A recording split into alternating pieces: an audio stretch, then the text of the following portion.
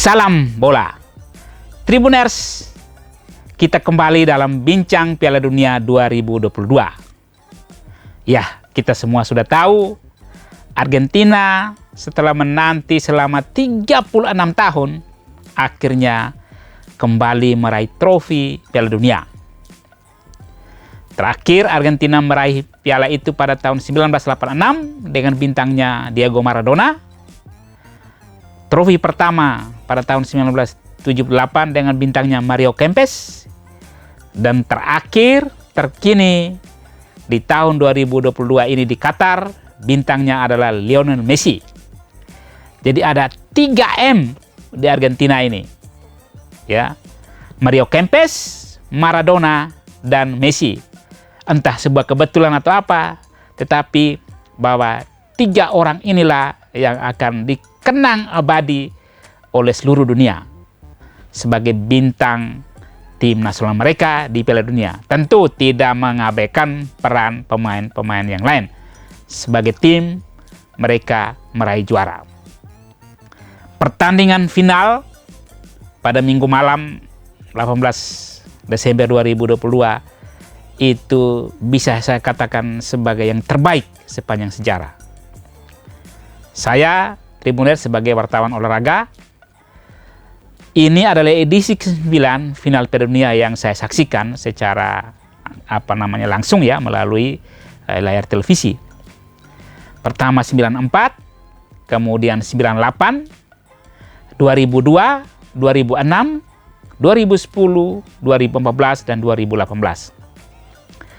Final antara Argentina dan Prancis ini luar biasa. Penonton tak diberi kesempatan semenit pun untuk mengantuk. Jadi sejak menit pertama sampai dengan terakhir selama 120 menit itu semuanya terbinar-binar melihat bagaimana kejar-mengejar gol terjadi. Jadi pertandingan berakhir dengan 7-5 atau 4-2 ya, setelah di babak sampai dengan extra time berakhir dengan 3-3. Messi dan Mbappe itu adalah 2 bintang yang memang sudah diprediksi sebelumnya. Mereka menunjukkan kelasnya di babak final itu. Ya. Mbappe malah mencetak hat-trick ya. Semua gol dari 3 gol Prancis itu dicetak Mbappe ya pada menit ke-80, 81 dan 118. Sedangkan di kubu Argentina, bintang Messi menunjukkan kelasnya. Dia mencetak gol pertama pada menit ke-23 lewat penalti, kemudian mengkreasi terjadinya gol Di Maria pada menit ke-36, dan gol ketiga pada menit ke-108 pada masa pertambangan waktu. Dan Messi dinobatkan sebagai pemain terbaik Piala Dunia 2022. Kemudian Argentina ada 3 pemain yang mendapat rekor hadiah pribadi ya. Messi pemain terbaik, kemudian Enzo Fernandez itu terpilih sebagai pemain muda terbaik ya. Kiper terbaik diperoleh oleh Emilio Martinez. Ya. Sedangkan top skor tidak bergeser dari bintang Prancis Kylian Mbappe yang total dia mengoleksi 8 gol. Ini gol yang subur luar biasa ya. Piala Dunia terakhir 4 tahun lalu Harry Kane mengemas 6 gol. Pada saat adu penalti memang luar biasa ketenangan pemain-pemain Argentina ya. Anda tentu lihat bagaimana 4 algojo Argentina ya, Lionel Messi, Paulo Dybala, Leandro Paredes dan Gonzalo Montiel itu dengan tenang memasukkan bola ke gawang Hugo Lloris.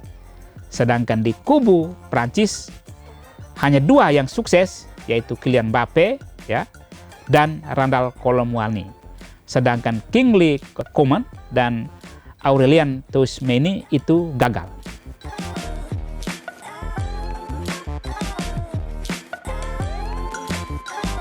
Argentina itu mengawali Piala Dunia ini dengan kejutan.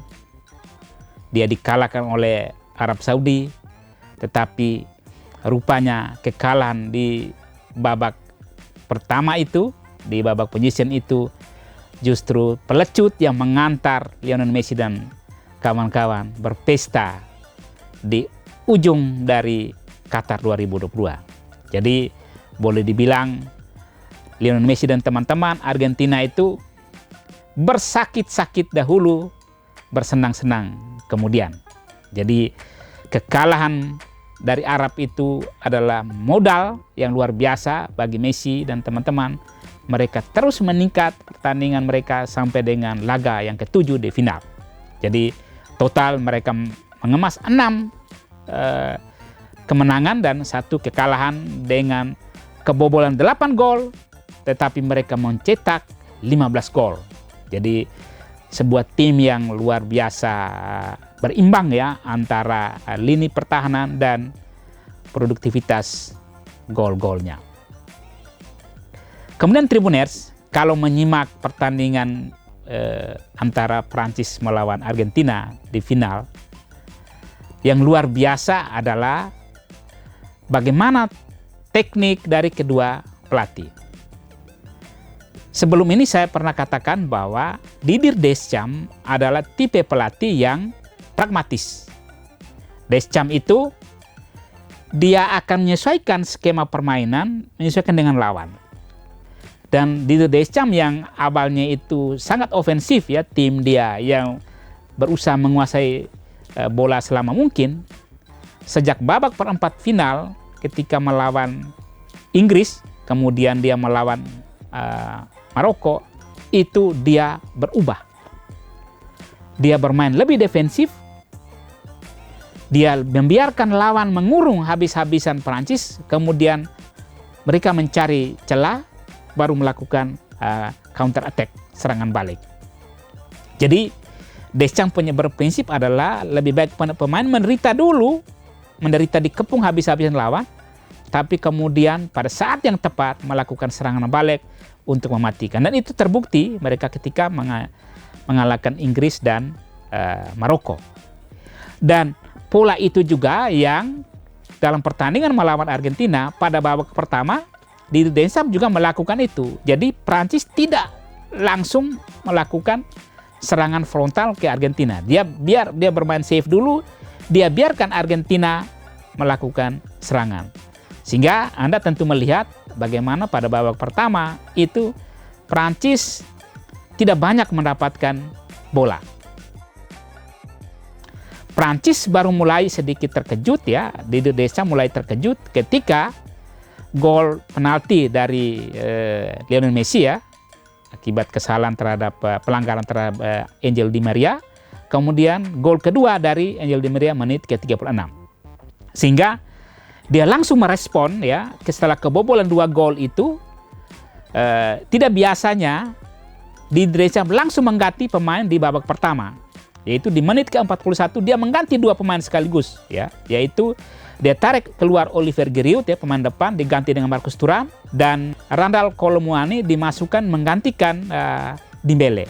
Jadi sempat komentator pada final itu mengatakan, wah ini respon yang sedikit panik dalam tanda kutip dilakukan oleh Didier Deschamps. Jadi dia merasa bahwa wah udah ketinggalan 2 gol, maka tidak ada jalan lain, harus melakukan serangan lebih hidup. Sementara di Argentina ya, Lionel Scaloni dengan formasi 4-4-2-nya dia tetap bermain konsisten. Jadi Lionel Messi walaupun dalam posisi unggul di babak kedua itu mereka terus saja mengambil inisiatif serangan. Jadi semua mereka lakukan, bahkan beberapa kali ya pemain-pemain Argentina berkesempatan untuk menambah gol.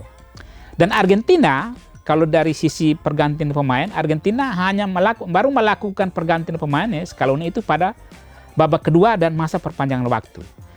Di babak kedua, situasi berubah ya ketika gol penalti dari Kylian Mbappe. Jadi ketika pertandingan tinggal 10 menit, itu Mbappe mengubah drama ya. Jadi kemenangan Argentina yang sudah di depan mata ya, dan tinggal 10 menit pertandingan berakhir, tetapi itu menguap begitu saja.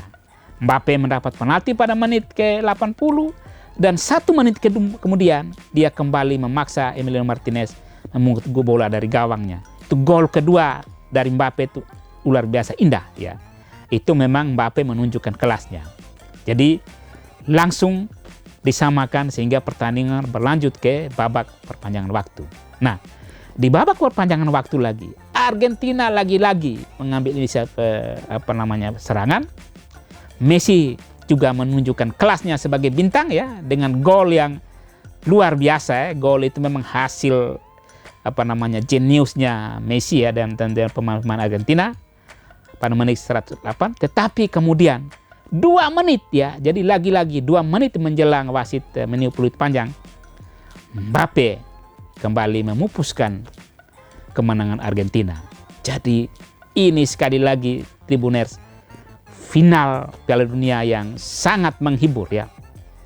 Acungi jempol buat Prancis dan Argentina. Jadi 2 tim ini memang sangat layak ya. Itu memang final ideal di Piala Dunia. Tetapi sekali lagi ternyata pada saat adu penalti, jam terbang memang jauh lebih bagus di kiper Argentina. Emilio Martinez selama Piala Dunia ini dia sudah pernah sukses ketika mereka menyingkirkan Belanda. Ya, itu adu penalti dan Martinez tampil sangat bagus dan dia kembali menunjukkan kelasnya, keterampilan yang luar biasa dalam ketenangan dia ya, dia sangat matang menahan bola. Membuat algojo Prancis itu sedikit minder ya berhadapan dengan Martinez, dan memang itu terbukti. Jadi ini benar-benar pertandingan. Tapi mau dikatakan ya bahwa Prancis sebagai juara bertahan itu telah memberikan yang terbaik ya. Dan Prancis gagal menyamai rekor Italia dan Brasil yang bisa mempertahankan gelar juara Piala Dunia. Itu Tribuners. Sedikit ya review tentang hasil final kemarin. Sekali lagi ini luar biasa pertandingan final ini, dan bincang bola dari Tribun Lombok tidak berakhir dengan selesainya Piala Dunia 2022. Anda masih bisa terus mengikuti bincang bola. Kita mungkin akan ketemu lagi di Piala AFF yang segera bergulir minggu depan ini. Jangan lupa ya, ikuti terus perkembangan sepak bola dan berita-berita olahraga terbaik di tribunlombok.com. Salam bola.